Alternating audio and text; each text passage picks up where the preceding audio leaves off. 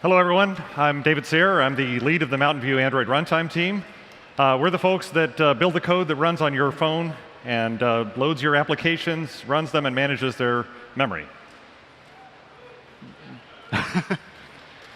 So last year, our team presented the evolution of art, and we described some of the techniques we're using in the runtime and how you can really see the goodness that we bring. Last year, we talked about profile-guided compilation, how you can make your app experience better by understanding how programs run on your phone. We talked about how important it is to keep memory usage down and to make memory allocation blindingly fast. And we talked about just-in-time compilation and how we can get great performance from your applications without the annoying optimizing dialogue. So you heard last year about how great things are, but it was just the beginning. Now that your phone knows more about how your applications execute, we can focus on loading only the parts that are important to you, so apps load faster and use less memory. And speaking of less memory, we've made your applications spend less time reclaiming and even less time allocating memory. And of course, with the just-in-time compiler, we can focus on making your applications run even faster. Nicholas and Art will be talking to you in just a moment about that. You'll notice I mentioned using less memory twice. So let's start by talking about that. I'm going to begin by talking a little bit about how we rearrange your application to use less memory. And then Matthew is going to tell you about how we improved our heap sizes, reduced the jank, reduced the pause times, and have even better allocation times. First, a little review of how Android applications work on your Android phone. An application comes in an APK file, which contains one or more DEX files. These contain the instructions for executing your application. Art uses the DEX files to get information about instructions to run, strings, class relationships, and lots of other things. And the DEX files are loaded into memory by Art. Loading these files has both a RAM and a startup time cost. So when you run, for instance, Maps, one of our favorite applications, your phone reads the DEX files into memory, and you can see amounts to thousands of pages. Multiple megabytes worth of information are loaded into memory. Now, the DEX files were produced by a developer, and the typical developer tools don't really know about the use cases that are going to be important to you on your phone. So the DEX files may have unimportant things on the same pages as important things. Like, for example, the way you use Maps, you may only use some of the methods that were in the DEX files. Or some of the strings that are there are not seen in your use case. As I told you before, in Android N, Art introduced profile-based compilation. In Android O, we have clever new uses for this. Several clever new uses, in fact. But one of the ones I'm here to talk about is improving the DEX file locality. The idea is simple. Use the JIT profile information to move the important things, the things that have been used by you and your usage of the applications, closer together. And this is all done seamlessly and transparently to the user as we compile applications on the device. So after we run your application once, at least, to collect the profile information, we use information about what parts of the application were important to you. We gather the important methods together and leave the unimportant methods together. And as you can see on the right there, a lot fewer pages are accessed, especially the methods, when we use profiling information. Now let's take a look at what type of RAM improvements we see after launching a few apps, a few of our favorites again. As you can see, there's a significant reduction, typically around a third in these applications, less memory used by DEX after layout. This RAM reduction also improves launch time on devices that have slower flash because you're pulling in fewer pages and hence spending less time paging applications off of the flash. So that's it for my part. Now over to Matthew, who's going to tell you about our new garbage collector. Thank you, David. Another thing that saves RAM is the new concurrent and copying garbage collector. Now, Android has had a compacting garbage collector that runs for background apps since Android L. But unfortunately, since this collector was non-concurrent, it meant that there was a GC pause for the entire duration.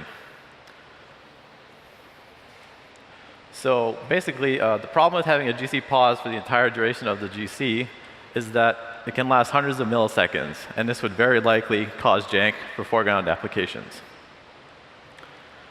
In Android O, ART now concurrently compacts the heaps of background and foreground applications. This enables compaction of many long-lived applications, such as the Android system process and Google Play services. Since these processes were long-lived, they tended to have a high fragmentation over the time that they were executing. Let's take a look at the GC process. Unlike its predecessor, the new GC is region-based. Starting out, the GC does a brief pause to identify which regions we are going to evacuate. These regions are also known as the source regions. Threads then resume from the pause after having walked their stacks. Next up is the largest phase of the GC, the copying phase. In the copying phase, reachable objects are copied from the source regions to the destination regions. Finally, in the reclaim phase, the GC frees the RAM for the source regions. Starting with the pause phase, the pause is pretty small, and during the pause, one of the key steps is identifying which regions to evacuate. The goal of evacuation is to copy all of the reachable objects out of regions with high fragmentation. After this is accomplished, the GC can release the RAM for these regions. In this example, the GC picks the middle two regions as the source regions because these both have more than 20% fragmentation. Next up is the copying phase. In the copying phase, the GC copies all reachable objects from the source regions to the destination regions with the goal that no objects will reference the source regions after collection is completed. The GC also updates the references to these regions to point to the new addresses of the objects. Now, since application threads are running concurrently during the garbage collector, the GC needs a way to make sure that these threads don't end up reading a field that points to a source region. To accomplish this, the GC uses a technique called a read barrier. A read barrier is a small amount of work done for every field read. The read barrier prevents threads from ever seeing references to the source regions by intercepting the reads and then copying the objects to the destination regions. In this example, there's a thread attempting to read foo.x. This is a reference to a bar object in the source region. The read barrier intercepts this read, copies the object to the destination region, and also returns the new address. The copying process continues copying moving objects as well as doing read barriers if necessary until there are no longer any references to the source regions. At this point, the GC begins the reclaim phase. As you can see here, there are no longer any references to the source regions, so the garbage collector can free all of the RAM for these regions. And what we are left with is a heap that has much less wasted RAM compared to when the collection began. Now, you might be wondering, how much RAM can we save by compacting foreground applications as well as background applications? Well, the average heap size is 32% smaller compared to the Android N concurrent Mark Sweep garbage collector. And RAM loss to GC overhead is also a little bit smaller. One important factor about concurrent garbage collectors is how long application threads are suspended. Every millisecond that the threads are paused or suspended is one less millisecond to prepare the next frame for the UI. With the new GC, the average pause time is 0.4 milliseconds compared to 2.5 milliseconds in Android N. And the 99% worst case for large heaps is 2.6 milliseconds instead of 11 milliseconds in Android N. Finally, always compacting the heap has enabled ART to switch to a new thread local bump pointer allocator. This allocator is simpler and faster than the FreeList allocator it replaces. Overall, this means the allocations are around 70% faster compared to Android N, and if you go further back, allocations are 18 times faster than KitKat on a device-adjusted basis. And now, off to Nicholas for other optimizations.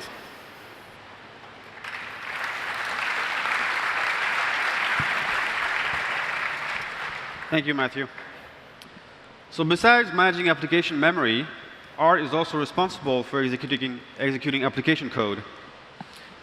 And for every Android release, our team spends a significant time optimizing wherever we can. So in this talk, we wanted to share with you two major accomplishments we've made for this release. The first is a performance case study, and the second is about a new optimization framework for loops. Let me start with the performance case study, and then Art will later talk about loop optimizations.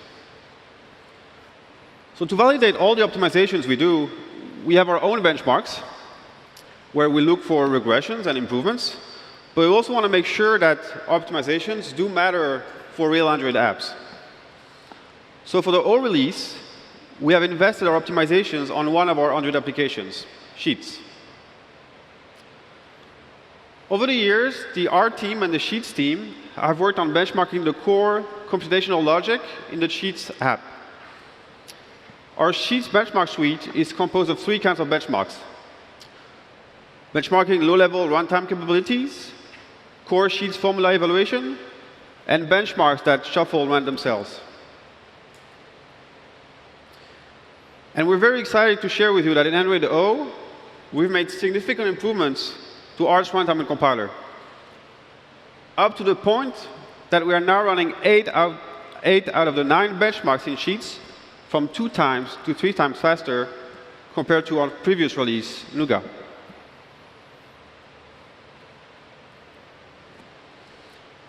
You may remember a similar graph than this one that we presented at the keynote 2 days ago. This is actually a snapshot of our benchmark monitoring tool, where we track over time the impact of each individual change we do in Art on our benchmarks.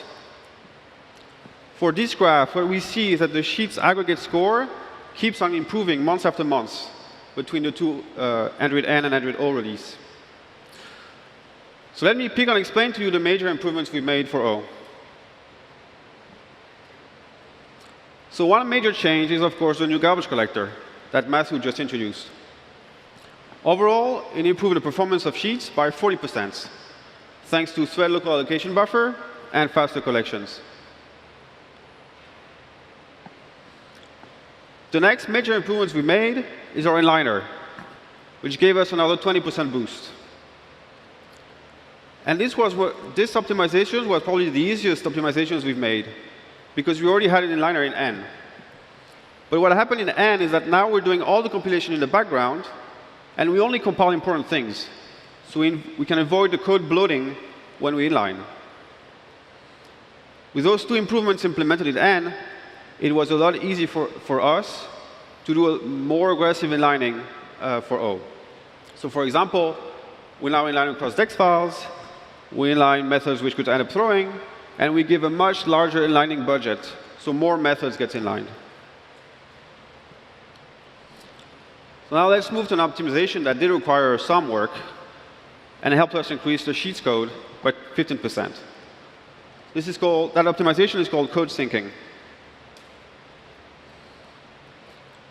It's an optimization that essentially moves instructions next to instructions that actually use them.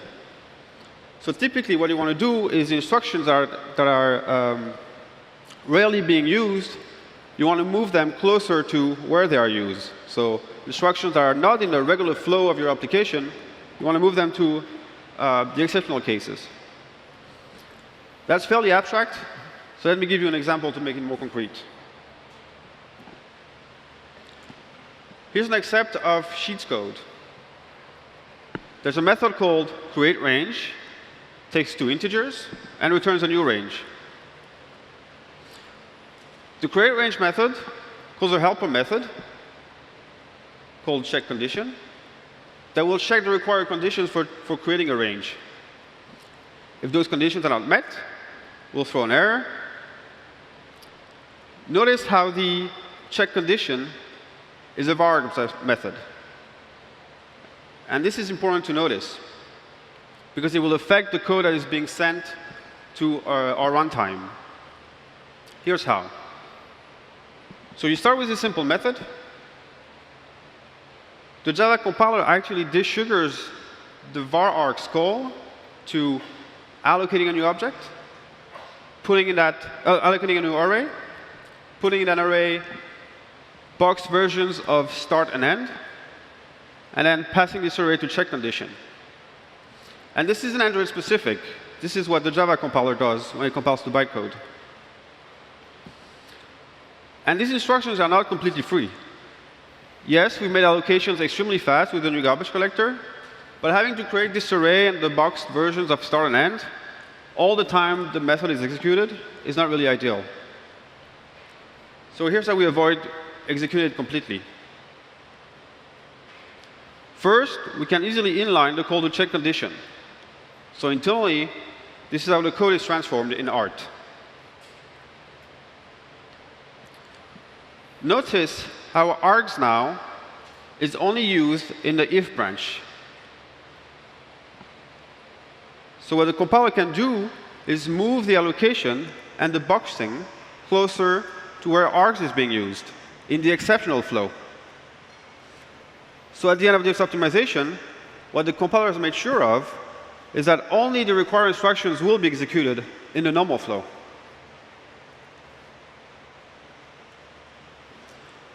The last optimization I wanted to mention here is class hierarchy analysis. Class hierarchy analysis is a pretty common technique in object-oriented language. What at runtime will try to infer classes and methods that can be made final, even though they aren't marked as final. Having this information internally gives a lot of room for the compiler for more optimizations. For example, you can do more inlining.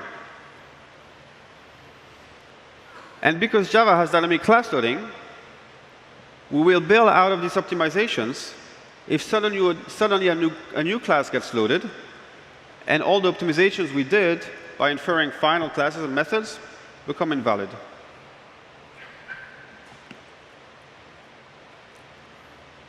So this sums up the optimizations I wanted to talk to you about.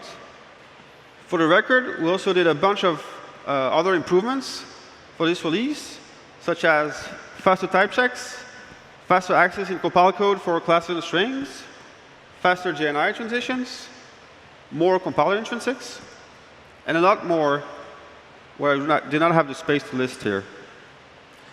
So for the interest of time, I'm not going to go into details on these optimizations. Instead, I'm going to hand it over to Art, who is going to tell you about a whole new set of loop optimizations.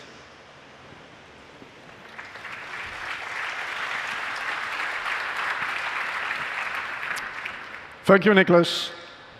So if you don't look at virtual method overhead or general runtime overhead, programs tend to spend most of the time in loops. So besides all the good stuff that Nicholas already talked about, it can really pay off by optimizing loops specifically. And I will discuss some of these in this part. Optimizations really always consist of an analysis part where you look at the program and an optimization part where you actually perform the transformations. And you can see here like a list of all the work we did for O. But I'll only touch on a few of those in the interest of time. But before I do that, let's first look at what loop optimizations can do for you. So here you see a graph that plots Android O versus Android N performance, so higher is better. And the color encoding shows you specifically where loop optimizations in general, the blue stuff, has helped, and the red stuff where factorization, which I'll talk about briefly, has helped. And you see that benchmarks on the left, like loop and sum, really get unrealistic high speedups. And it is really as a result of that we broke the benchmark. So we were able to transform loops into closed form expressions that execute really fast. And although that's always nice to have the ability in your compiler, it's not very realistic. But as you go to the right of the graph, you see more realistic speedups. Like LU and Linpack obtained like 10% improvements by factorizations. So central to all loop optimizations is always induction variable recognitions. And that consists of finding expressions that progress in a regular and predictable way in your loop. And the most common example is a linear induction. So here in this example, the basic loop counter I is a linear induction, but also the expression j, shown in blue, is a linear induction. Every time around the iteration, it increments by a loop invariant constant. There's many more induction variables, and you see some of them depicted here in the graph. And detecting as many of them as possible is always good for the next phase, the actual optimizations. So let's look at what loop optimizations can benefit from induction variables. So here you see a somewhat synthetic example where the compiler can easily see that in the innermost loop, the increment to sum actually is very predictable. Since the loop only iterates 100 times, it can actually replace the sum, hoist it out with a closed form expression that just adds 100 at a time. After you've done that, you can actually hoist it again out of the next loop if you take a little bit care of the fact that the loop may not be taken when n is negative. So after that, the whole computation has been hoisted out of the loop, and the whole double loop can be eliminated. So in this case, the whole loop is replaced by a closed form. And that's one of the examples that I showed at the beginning where we broke the benchmark.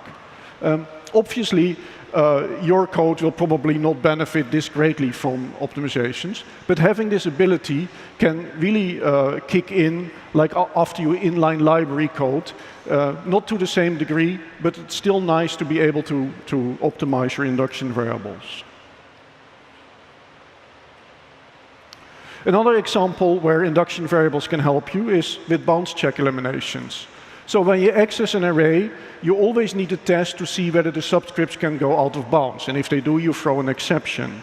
But if you know the exact range that induction variables will take, you can often eliminate those tests completely. So here you see an example that both the access to A and B will never go out of bounds. So the compiler can statically remove those tests, and the program, as a result, will execute a lot faster. Induction variables also tell how often loops iterate. So if you know that it is only a few times, you can actually completely unroll the loop. And the advantage of unrolling is that you completely remove the loop control overhead. It reduces the code size because you don't have the control to iterate. And it often enables like constant folding. So you see an example here where the blue part shows that the loop only iterates from 10 to 10, so it actually only iterates once. So you can replace the whole loop with a single statement, and as a result you can also constant fold the multiplication and already do that at compile time. So the program will run a lot faster.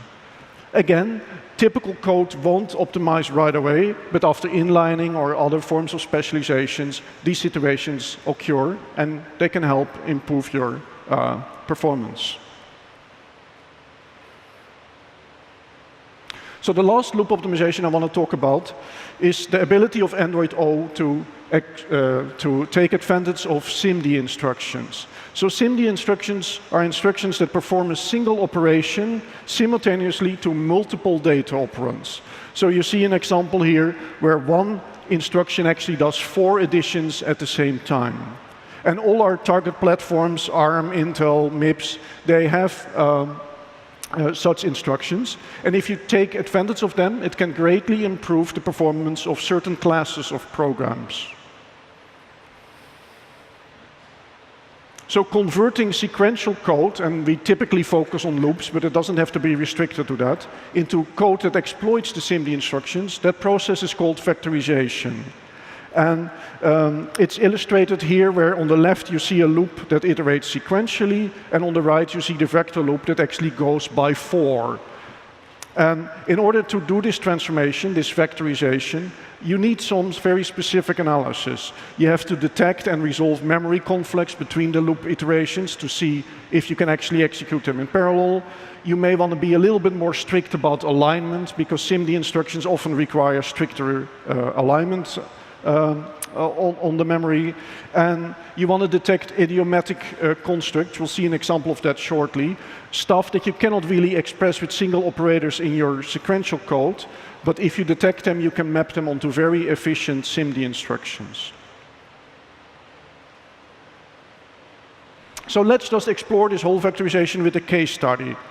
Suppose that you want to display a stream of pictures like these paintings here on the graph on your display, and you want to transition smoothly from one picture to the other. You don't want to just show one and then the other. You want to sort of have a transition in between. And you want to do that real time. You don't know the stream in advance. And of course, you want to do it in an efficient way. So one way to get a smooth transition is actually performing a crossfade. So what you do is, it's called a rounding halving add. So basically you take the average of two pictures and you show that in between the two pictures. So the example here, you see the shipwreck on the top and the quiet fire on the bottom. And the picture that you show in between will sort of be an average of the two pictures, showing them at the same time. It forms a nice, smooth transition. So how do you code it? And you don't want to go to a native solution. You don't want to use the NDK, you don't want to use GPU code. You just want to stay at source level. So here you see a method that could do such a crossfade. So you have two incoming byte arrays, which represent the pictures, x1 and x2. And you go through like a zero extension and an averaging operation, and then you compute the x out. So keeping this at source level is, of course, a much easier way of expressing such an algorithm. It's easier to write, test, debug, maintain, etc. You don't have to use the NDK, you don't have to use GPU code. So Android N will actually translate the loop that I just showed to the sequential code on the left, and Android O will now generate the SIMD code shown on the right. And I don't expect you to grasp this whole assembly right away, but just focus on the parts that have been highlighted. So first of all, in orange, you see that the sequential loop goes by 1. It does 1 byte at a time before it goes to the other one. In contrast, the SIMD code goes by 16. It does 16 bytes at the same time. The other thing that you notice is that the loop body is a lot shorter for the SIMD code. And that's a result of the yellow highlighted instructions. On the left, there's a lot of instructions required to do the zero extension and the rounding halving add. On the right, there's a single idiomatic instruction that can take care of that. So all this combined makes sure that the loop runs about 10 times faster if you just look at the loop. However, if you look at a real application where this loop is actually part of a larger thing, where there's like a handler requesting new pictures, etc., you can see that vectorization made a difference between rendering at a slow 20 frames per second, and after vectorization we render at 60 frames per second. And that's actually as fast as you can go. Like, you cannot render much faster. So that really shows that vectorization has given you the power to render at a very acceptable speed, and you actually have CPU cycles to spare, because it doesn't need the full power to go to the 60 frames per second. And all this was made possible by the vectorization. You don't need to write like tedious NDK code anymore. You can just express the loop at source level.